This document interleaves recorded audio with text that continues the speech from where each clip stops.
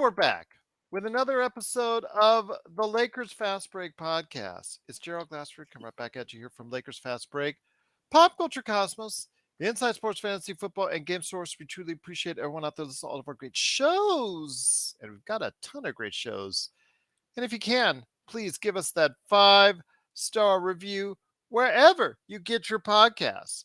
Plus, if you could like, share, subscribe, we're now firmly over the 500 mark on YouTube. It's so funny because we went above 500 and then we went below 500 and then we went above 500 and then below 500. Now we're finally up over 500 and hopefully here to stay. Thank you so much to everybody that has subscribed in the past couple days, actually on the air as well. So we truly appreciate it. If you want to go ahead and find out what we're up to all the time, go ahead and subscribe today so you get the latest notifications on when we go live on the air with the Lakers Fast Break. Pop Culture Cosmos, our latest episode of the Pop Culture Cosmos. We talk about who we think should go in this year's edition of the Rock and Roll Hall of Fame. It's a great discussion I have for the folks from Alternative Twist Radio, so hopefully give that a listen to. And then if you want the coverage of the latest news and trends of pop culture, go ahead and hit Pop Culture Cosmos on Facebook. Also as well, LakersBall.com. Go ahead and check out Ox 1947 today at LakersBall.com. And if you want your lawn transformed into something much more magical than it is today, and we were just talking about that as we were going on the air, how much this guy is doing and how busy he is, but he'll always find time for you at Simblades, Simblades with the Y.com. Plus also as well, the Lakerholics.com crew, Laker Tom, the number one Lakers blogger, and also Admiral Akbar, who hopefully won't set a trap for us tomorrow, aka Jamie Sweet. Also check out the Upside Swings NBA Draft Podcast. And don't forget, Friday mornings right here at the Lakers Fast Break, Magic Man in the morning, Magic Man in the morning, coming at you Friday mornings, 7:30 a.m. Pacific. And if you could do all that, it is sincerely appreciated. I do also want to make a mention that we are probably going to go ahead and, after some long thought, probably go off on our own for a while as far as a standalone podcast. We've had a lot of support from our good friends at the Hoop Heads Podcast Network, but we feel that we've grown and matured as a show. So we want to go ahead and thank the Hoop Heads Podcast Network for all that they've done for us and truly appreciate it and wish them well. And you know what? If you want always some good NBA talk, go ahead and check out hoopheadspod.com. I do also want to tell everybody a good story out there. I was actually checking my notes for Facebook up in today, and I wanted to go ahead and mention that one of the groups, because I actually share our videos of the post-game videos to over 50 different Lakers Facebook groups every time I do it. So one of the groups, there was a conversation. I guess there's a couple guys out there that do their own type of show as far as covering the sports world. And they're looking at us and saying, "Hey, dude," talking to his friends, "why aren't we doing this, man?" Well, okay. Before you do you know what you're getting yourself into when you want to do a Lakers show right? Okay, I'm just going to start off with doing it on a regular basis, not once a week, because no longer can you do a Lakers show once a week and stay relevant. You've got to be on it right now during the season 3, 4, 5, 6 times a week. So are you prepared to do a Lakers show? Because if you do, you got to go ahead and catch up to us right here at the Lakers Fast Break Podcast. But it is NBA observations. Thanks so much for joining us. It is an off day for the Lakers. The Lakers are 31-34, and as we talk right now, they are still tied with Utah, but in 11th place based off the tiebreakers right now. I do want to mention the week ahead for the Lakers because this could be a very pivotal week. I don't think it's the most important week of the season. I think next week or the week after is probably the most important weeks of the season. But this is a very important week where the Lakers can actually find themselves by the end of the week right there in the thick of it. Maybe as high as 7th or 8th place as a possibility if they go on a run, if they win these next 3 games. But these next 3 games aren't going to be easy. Yes, tomorrow is Memphis without John Morant. and also as well, no Brandon Clark. But you've got Toronto coming up after that and the New York Knicks. So today we're going to go ahead and discuss all three of these teams. First up, first man here, you got to go ahead and check out what he's doing today at Ox1947 at LakersBall.com and Simblades.com. It is Joe Soro. And Joe, great to have you here. First up on Tuesday is Memphis. Memphis, obviously, is having a lot of issues because they had a very bad weekend with the news that Brandon Clark is out for the year and probably for a lot longer than that with a torn Achilles. They did actually have Dylan Brooks out for a game due to a suspension because he had 16 NBA technicals, but he'll be back in the lineup for tomorrow. And of course, the news that John Morant is out for at least a couple games, if not longer, as he takes time to reflect on his actions in regard.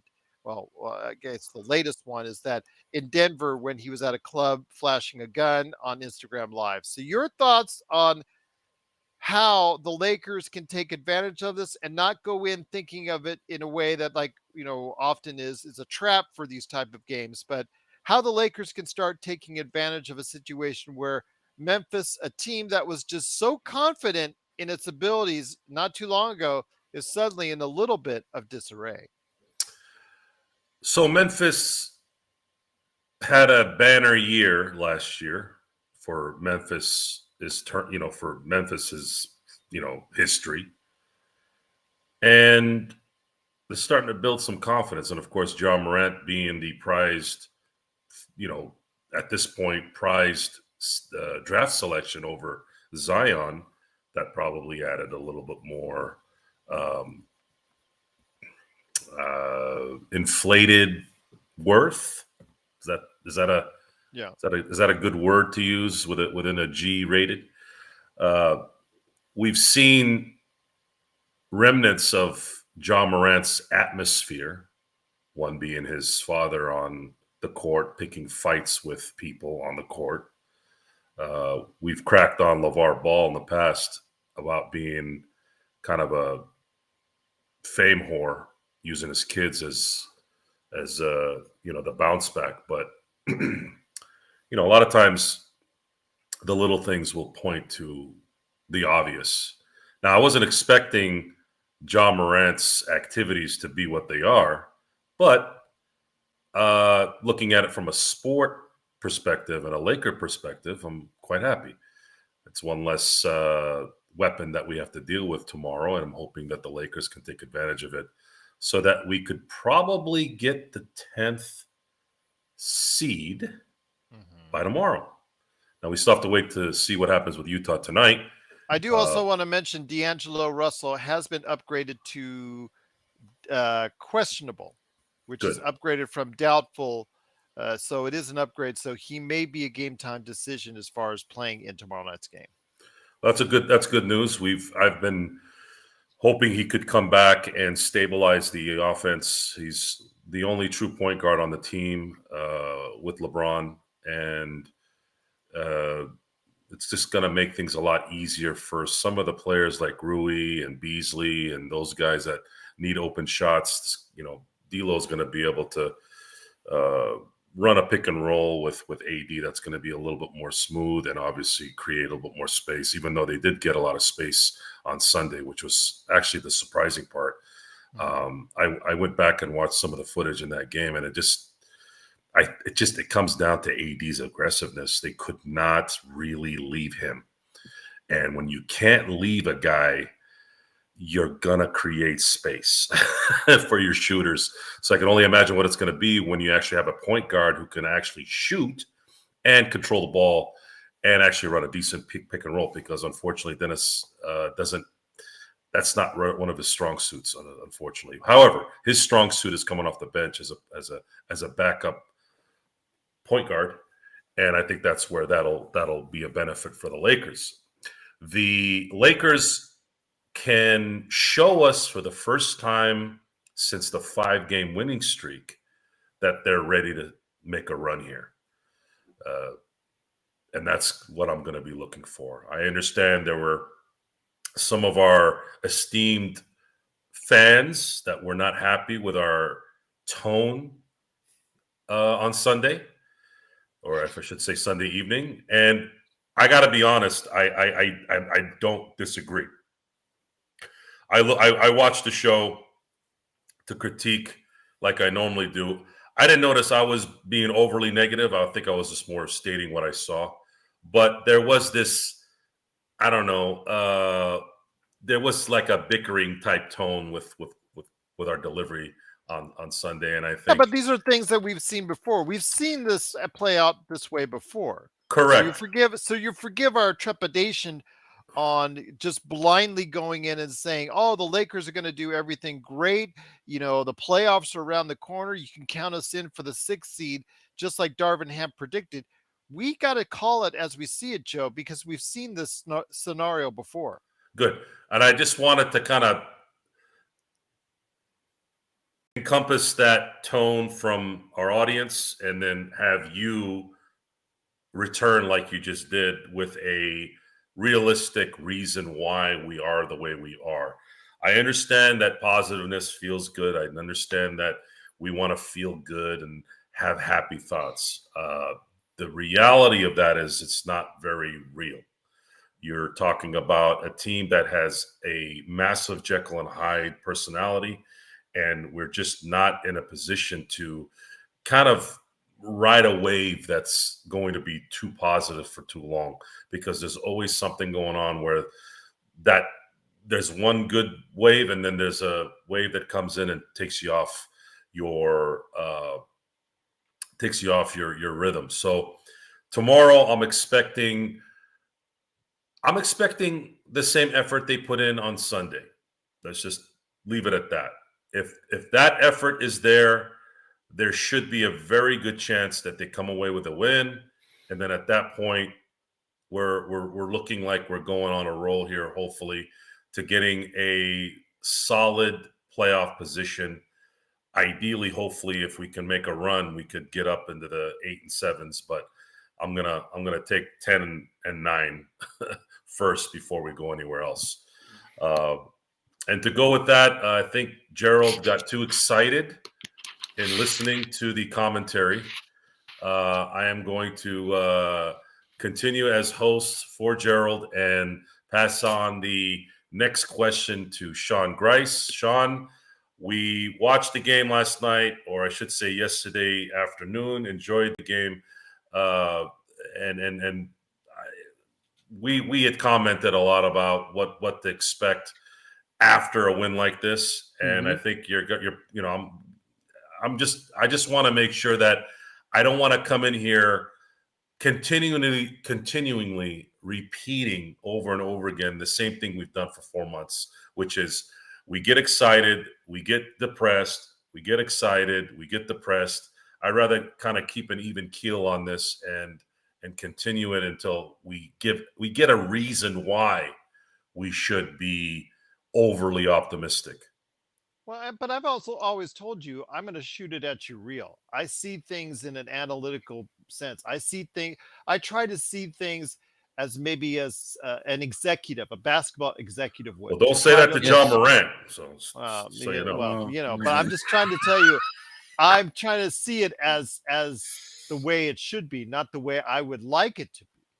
And that's the sometimes gets, I know our fan base kind of a little bit upset. Why are we not more on board with things? Why are we not, really down the throat, of sometimes it's more of a, why aren't you guys a little bit more positive? Yeah, it's like, we're the sour kiss, Gerald, and we're not giving them the nookie that they really don't deserve consistently, because they haven't played like 31 and 34. So you play like they want the nookie. So we have to say that we have to bring the sour with the sweet here, and you can't have one without the other. You can't have joy without the sorrow, and it's sorrowful right now. Like, I'm sorry to point that out to Laker fans right now, but my God. So Gerald, when the last All-Star break, the last 34 games, we were 9 and 25. I keep bringing this up, and I'll keep repeating it until we reach game 100 of this point. So we were 9 and 25 to end last season. We are 31 and 34, ladies and gentlemen, as Gerald Glassford has pointed out. We're not a 700 team. We're We're like a 40 and 60 team over the past 100 games, and that's really bad. Now that's not to say that there's not good news coming up on the road for us. Mm-hmm. The schedule looks like it could be very advantageous for us, not only with some home games, although we haven't played that great at home overall this season, but if we start playing better at home, it could be very advantageous for us. And the next game I wanted to go ahead and cover, and you're the perfect guy to do it. It is the Magic Man in the morning himself. The madman from Toronto, the guy that just can't get out of Toronto traffic unless he's here to talk some NBA observations. It is Sean Grice and Magic Man. The next game on the list, because we've already talked about the troubles and the highs and lows of what's going on with the Memphis Grizzlies and what we're getting on Tuesday night. But after that, my friend, coming up a little bit later on in the week on Friday, because the Lakers get 2 days off, is the Toronto Raptors, a team that you are very familiar with. You said you've gone and seen them on more than one occasion this season. You've seen the disarray on that team. You see a team that has skill, that has talent, but has not been able to put it all together until a little bit recently. They've been able to put these, they're getting closer to the 500 mark, but there's been the times they've been down like 6-7 games below 500. People were questioning whether or not they should sell off the assets on the team. And, what about the unrestricted free agents coming up? So a lot of questions still on Toronto, but things may be putting itself together little by little as they head out to the West Coast and the Lakers on Friday. Yeah, actually, they're giving the Denver Nuggets some problems right now, Gerald. It was very interesting coming into this year, looking at that roster. You kind of felt, well, they've got a lot of youth and they've got a lot of length. And Nick Nurse, we know, is a championship level coach. So you would assume, they'd be relatively in most games, but it's the same old story, unfortunately, with the Raptors as it's been with the Lakers ever since the bubble, really. It's injuries, it's inconsistent play from your superstars at times. And, other than Pascal Siakam, Gerald, the Raptors really haven't had a consistent go-to anything this year. Anything. He's the only player on that team scoring above 24 and averaging over 47% from the field. Scotty Barnes has really struggled. He's regressed. He has, and it has a lot of people in Toronto wondering, what's going on here, because sometimes my good friend Rafael Barlow looks a lot smarter this time around, because I remember his famous comment, why would you take the number 5 guy on a not number 5 pick on a glue guy? And obviously him winning the Rookie of the Year, everybody was getting on his case. Flash forward a year later, doesn't look so bad after all. Yeah, no, it doesn't look he can catch up to the expectations that were expected of him, Gerald. So I mean, well done again, Mr. Barlow. He's very perceptive, that man. Very perceptive. He knew I lived in a European neighborhood, and he never heard a peep out of the neighborhood, just my own home, and he's that perceptive. So, bravo to him. But yes, unfortunately, with Scotty Barnes' regression and Fred VanVleet, Gerald, I mean, he hasn't really had the same, I would say, shot in the arm defensively that he's had in the past couple of years. His block percentage is down, his steal percentage is down. He's not really getting after it like he used to. He's more prone to lackadaisical effort as opposed to giving his full effort and energy offensively. So things are coming together for the Raps right now. But I think if we play our same game, and if everybody is relatively healthy, and I do mean everybody, including D'Angelo Russell, I think he creates problems, especially in the backcourt against the Raptors. Well, if he doesn't make it tomorrow, he's gonna make it by Friday, because that's an extra 2 days off. Joe, can we agree on that? Most likely, since he's already listed to upgraded to questionable. that if he doesn't make it tomorrow, if he's a no-go for tomorrow, that we can reasonably assume that he would be upgraded to maybe probable by Friday? I don't see any reason why he wouldn't be playing on Friday for sure. But we do need him for tomorrow's game. Yeah. It just makes the offense run just that much smoother, and the spacing is going to get better even more so than it did on Sunday. It's going to need to be an all-out team effort like every game we go into. Last year, we were, I believe, 3 games less in wins with 65 games in. And what they end up with here, I want to look at it as Darvingham said they're trying to get to the 6th seed. And I think that's a good goal. I think that's a good goal to go after. Agreed. If they want to get to that number, you have Memphis tomorrow, and then 2 days off, and Friday, and then you're off a day, and then you're playing New York on a Sunday, which New York's been playing very, very well. We'll touch on New York and hear it. That we'll close out the show in New York. Yeah.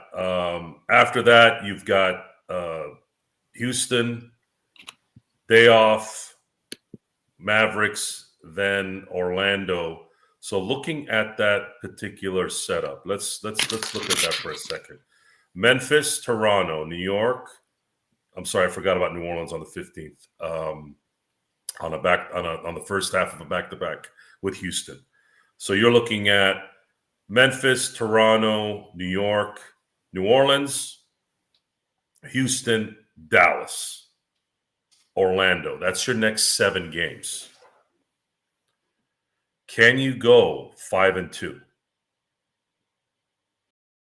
That's going to be the question. If you can go 5-2 for that 7-game stretch, you're probably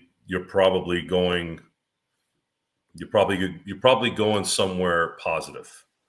And the reason why I stopped there is because after that we're playing Phoenix on a Wednesday, and for some weird reason, like the Clippers, the Lakers can't beat that team.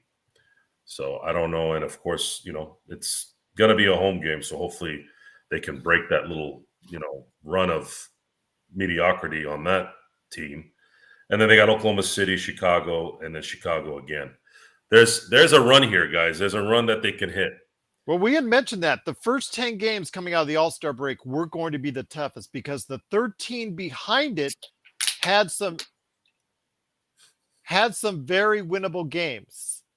And be that as it may, there's a lot of winnable games on that list coming up, and especially with the Chicago games, no matter what Pat Beverly tries to say, like you said, with Oklahoma City, we don't know what their status is by that time. They could really be in the tank machine by that time. We don't know as of yet. They're still trying to play pretty hard right now, even without SGA. But yes, the schedule looks really good for the latter half, and as they close out the season. So there's a very real possibility the Lakers could realistically find themselves in maybe 8th, 7th. I don't know about 6th. Like I say, 6 is going to be tough for them to hop all those teams because you're still talking about 5 teams you have to hop in order to get there. And you're expecting them all to come back to you, the field to come back to you, so to speak.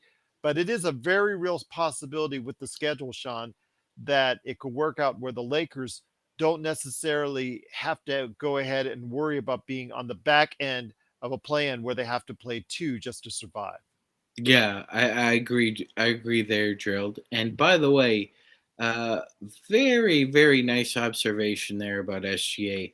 I think the only... Well, that's why it's called NBA observation. I think the only foot problem that guy hasn't been diagnosed with was gout. Yes. I agree with you, Blue. I agree. You look like about ready to tell a scary story with that lighting. I love the little ghost on the end. Yes, really cool. Nice touch, Blue. That's I mean don't tempt. Hey, Blue, don't tempt Joe because he's just going to put on that red filter again and act like he's in hell. Oh, he's going to do it because you asked for it, or because I asked for it. Go ahead, Sean. Yeah, no. Oh God! All right, so before the devil incarnate appears, I just wanted to say yes, I agree with Gerald 100% that we. It was there for a second. It would be in the best interest of this. There it is. Yeah. All right. Yeah. So there, he's got the prodigy lighting going on. Yes. All right, fair enough. Go ahead, Sean. Let's stay on track. Let's try to ignore the devil. No. That's his game here. He's trying to get me unfocused. It's not going to work. Okay. It would be in our. You're gonna be like Russell Westbrook blowing that layup. No, I'm not. I'm good. All right. Okay. So I do not want to play in this back-to-back playing crap again, Gerald. It's ridiculous at this point, and we see the schedule. It's the second easiest that in the league, apparently, not even in the West, in the league.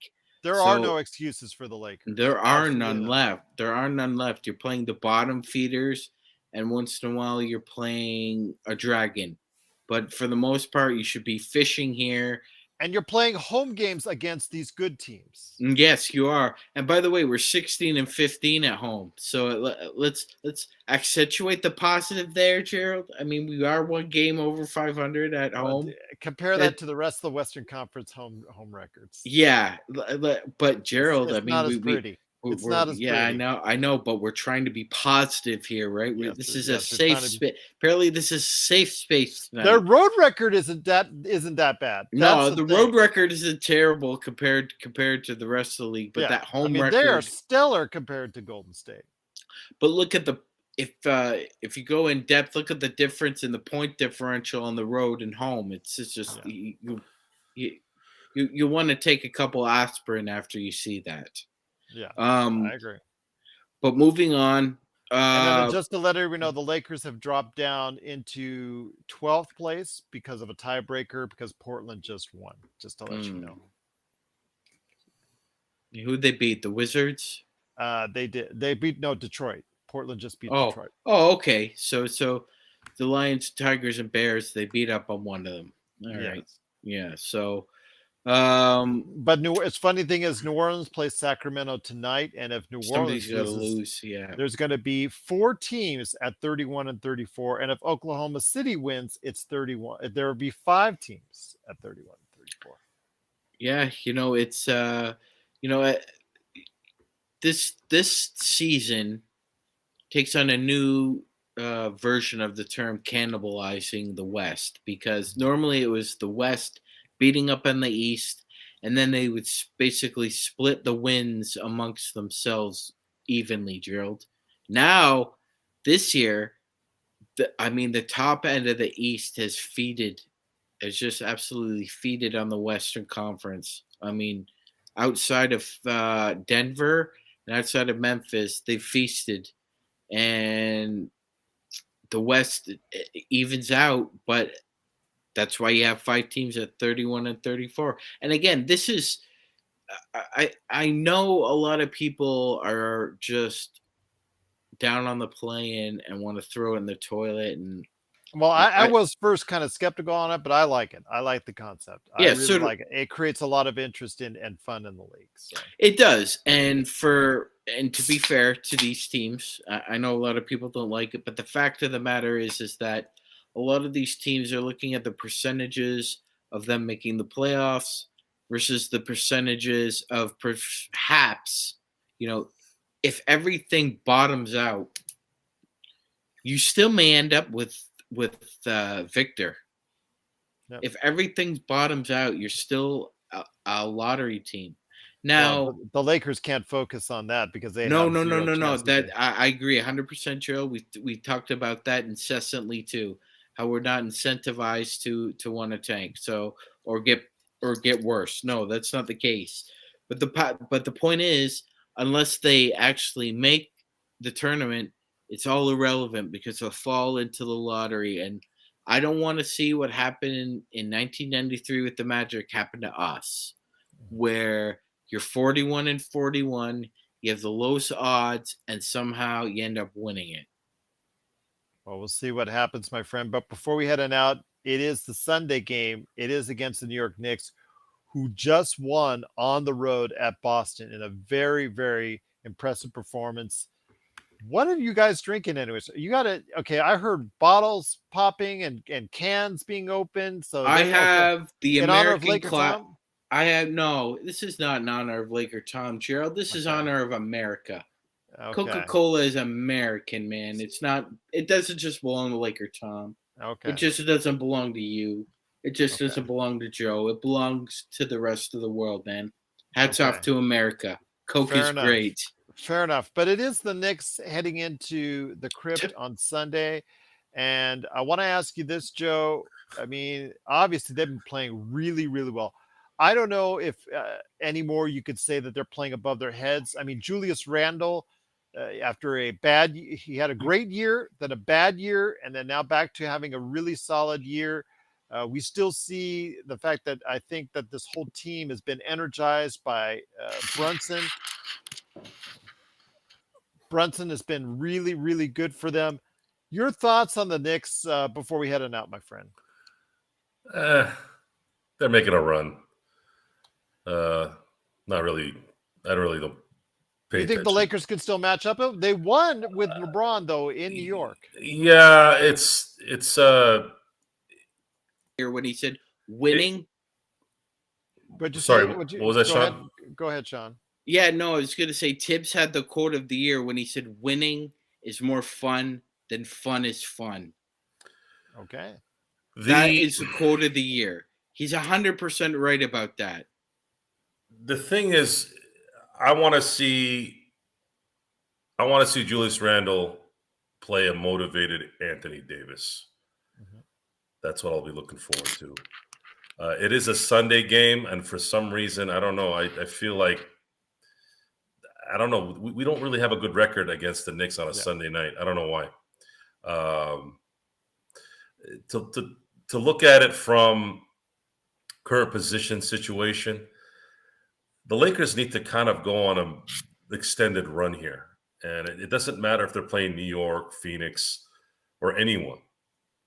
They need to go into every game thinking that they need to win every game, and it doesn't matter. It doesn't matter who it is. It doesn't matter who's hot. It doesn't matter who they beat. I think right now Boston is starting to really, really have problems containing leads to the point where there's 9 seconds left and the Cavaliers now are up 3. And it's an epidemic. It's an epidemic in the NBA in general now, where no lead is safe. Look what happened with the Clippers last night against the Grizzlies. The Grizzlies were up 15 going to the fourth, and they lost almost in a blowout in the fourth quarter. It was like, what the hell happened here? I changed the channel for a second, and all of a sudden the Grizzlies choke it away.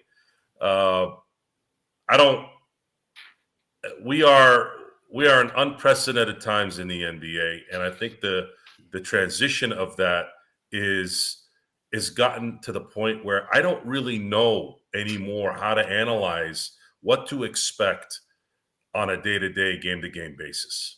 I just don't. I don't know if the Knicks come in drunk in that game. I don't know if they come in focused. I don't know if the Lakers are focused. It's really, really, it's not a Laker problem anymore.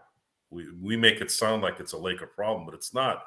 Just like you said in the standings, if Oklahoma City wins tonight and New Orleans loses, we have 4 teams that are 31-34. The team above that are the Clippers, and they're at 34-33. The team ahead of them is 33-32, 34-32, 34-31. I mean, this is as mediocre a lineup as I've ever seen in the NBA. I have never seen 7 teams practically with the same record all the way through in this capacity. I've seen 50-win teams, 50, 52, 54, 58, 62. Yeah, but that's what you're supposed to do.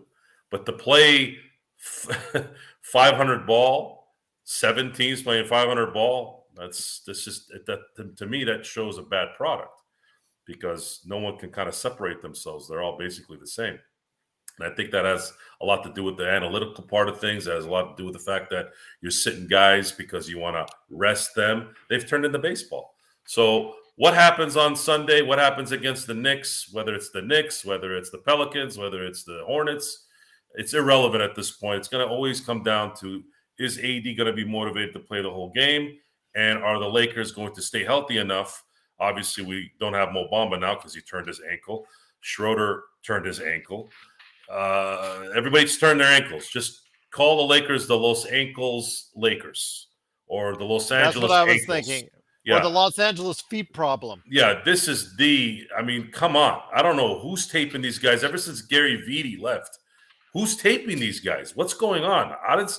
Guys standing around just turning their ankles left and right.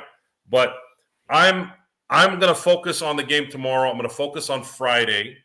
We're going to get a good chance to see 2 teams that are, despite Ja Morant not playing, still a very motivated team. And we're going to see a Toronto team that has some really good players. And I'd like to see them get wins there because I think if they can make a run of 7 or 8 in a row, then the whole mentality changes. Should LeBron come back at the end of the year? We'll see what happens, though. But you're right. Mo Bamba is out for tomorrow.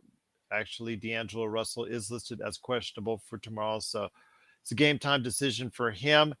Before we head on out, guys, I wanted to go ahead and get a question from our audience that was put out there by Lifted. Do you guys think that Nike is using a double standard to handle the Morant situation as opposed to the Kyrie Irving scandal? I was very highly offended by what Kyrie Irving did, and I thought it should be dealt with accordingly and very strictly.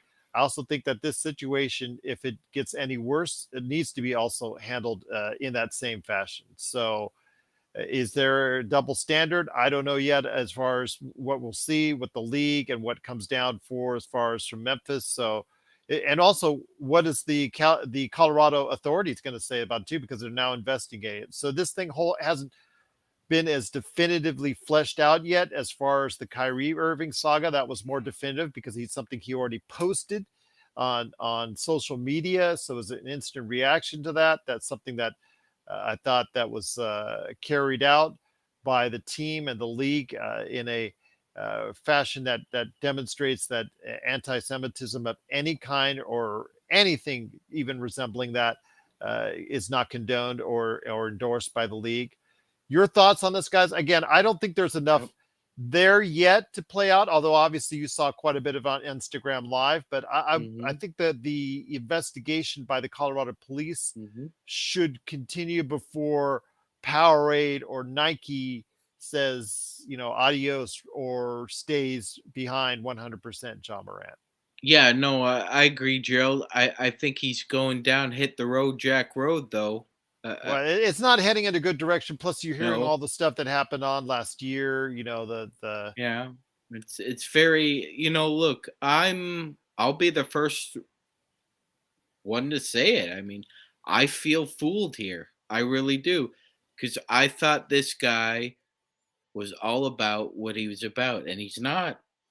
He's just not, and that's just the error of youth. It's the error in making bad choices. It's the error in bad behavior. You know what, Gerald? It's a bigger question. I do think this. I think Lifted, that was a very thought-provoking question, and I agree 100%. Good question. I agree 100%. I think there is a double standard, and I think there is an hypocrisy here. And, for Nike to come around now and say, well, this time we're gonna let the legal Eagles handle it. I think first. you should. I think you should let. Yeah, it play I think out you because should. It's not as definitive I agree. I agree, Gerald. It's not black and, I know white. Joe will probably disagree with me 100% on this because he usually does, because we usually have varying opinions on things like these. But Joe, I mean, do you see it like Magic does? You see, like what are your thoughts on this, man? You're asking if there's a double standard that a company like Nike has? Yeah. The same company that has sweatshops in China making apparel? See, I knew it. Mm-hmm. So if we're going to answer this question in the easiest and correct way, if I had to advise anyone without sounding like Tony Robbins, all up, in your face, I trust no one, and I'm never surprised at anything strangers do. At the end of the day, a conglomerate like Nike only care about one thing: PR. I'm sorry, two things: PR and money, which go hand in hand. I was going to say. Okay, and that's a reflection on you. You being appalled or disappointed or, oh my God, I can't believe they're doing this. Why? Why are you surprised? Okay, I was in a lawyer's office listening to siblings desecrate themselves for their parents' money. And you want these people to give two craps about you? Like, when are you guys going to wake up? I'm saying you guys as in society.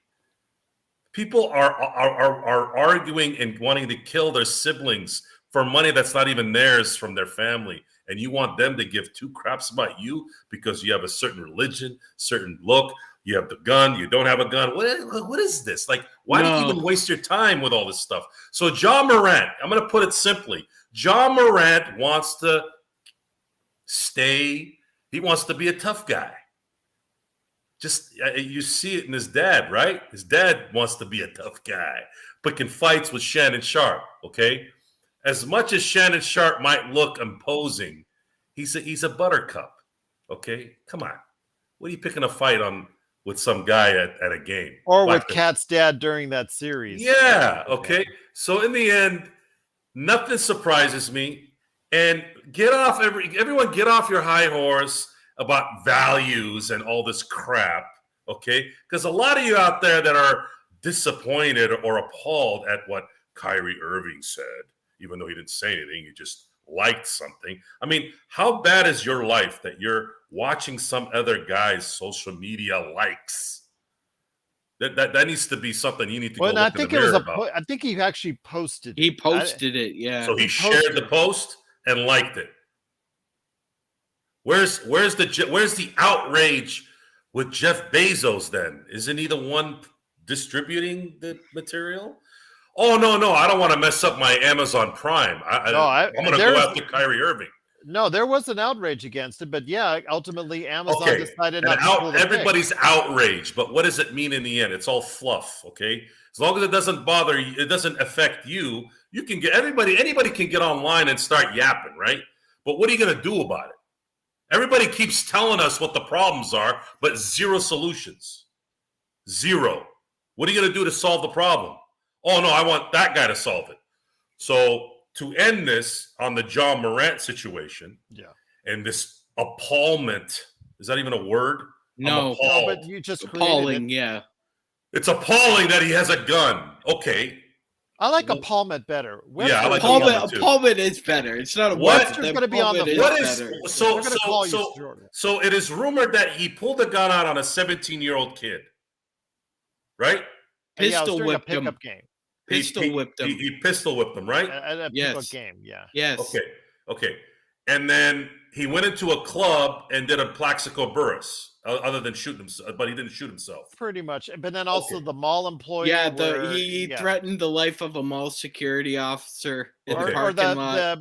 The entourage because his mother got into an argument with a person at the I'm not sure what even store it was. It's irrelevant. But it was a mall security. That's a good one, Blue, by the way. I'll do that next time. I'm not going to go into a diatribe here, but at the end of the day, guys, stop being surprised when schmucks schmucky. Okay? John Morant is a wannabe tough guy who was raised by a wannabe tough guy. No. I wasn't surprised at that crap. I'm talking to Gerald. Surprised. Oh, you're okay. cool, Sean. I'm talking to Gerald now. Because he's the guy that gets I just like the way he goes, "Wanna be tough guy," and then Joe flexes the "Wanna be tough guy." Well, wanna be tough guy. Just for the record, this kid went to private school. I never went to private school. I never went to private school. You don't. I didn't always live in a 2-parent household. He did, but we're gonna talk about the advantages.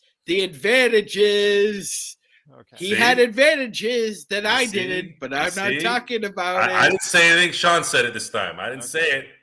Sean, we talk about reality of the show. You want to be a tough guy? I'm not. You want to be a tough guy? Go to the military.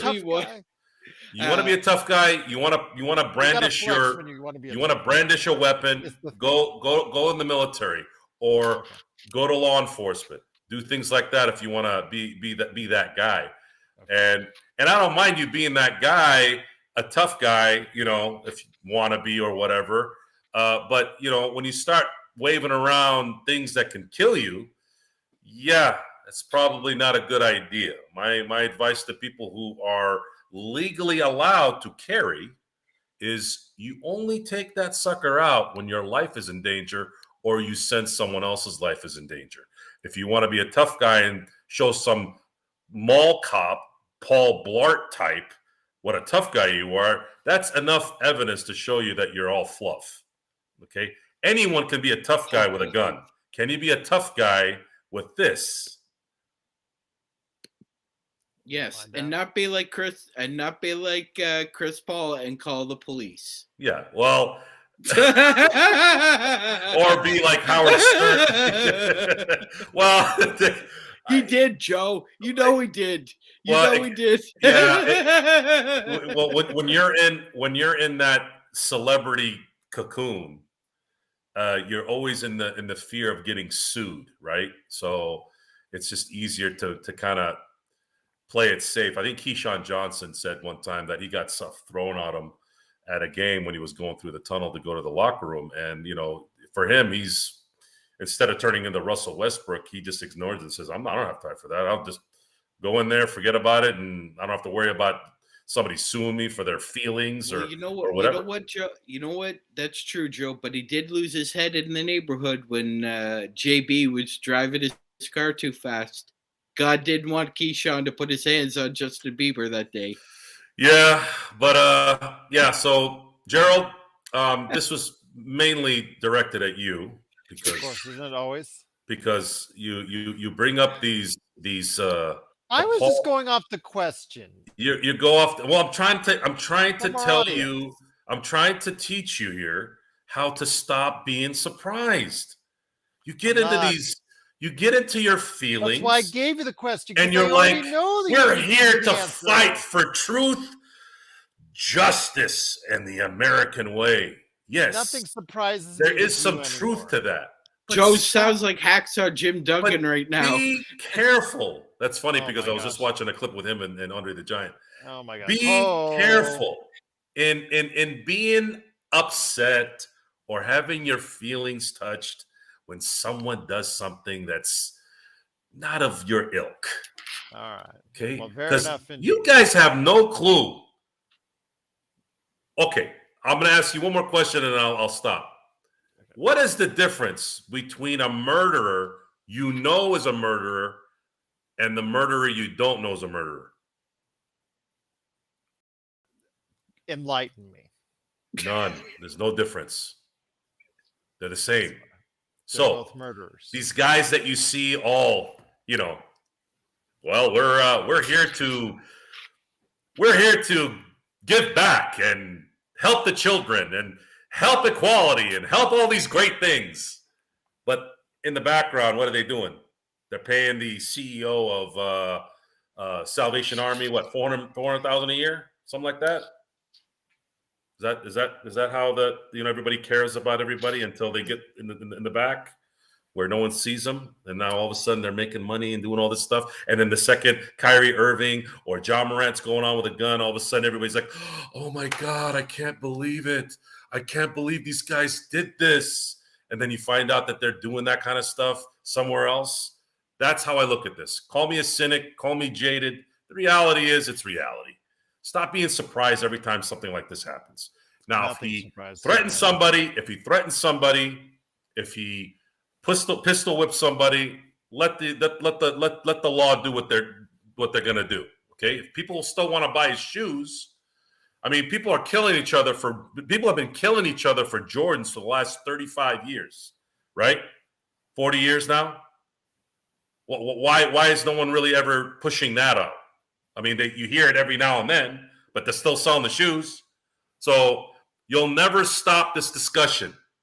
Just roll with what's going on. Stop being appalled. Stop having your feelings all weirded out.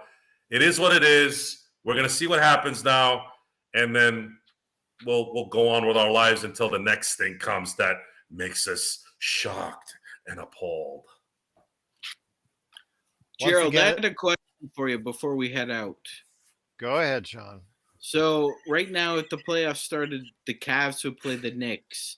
Given the matchup and the way the Knicks have been playing, who would you favor in that series, Gerald? I'd still favor the Cavs because they've got a front end advantage. Plus, Mitchell, I think, would go crazy in that type of format.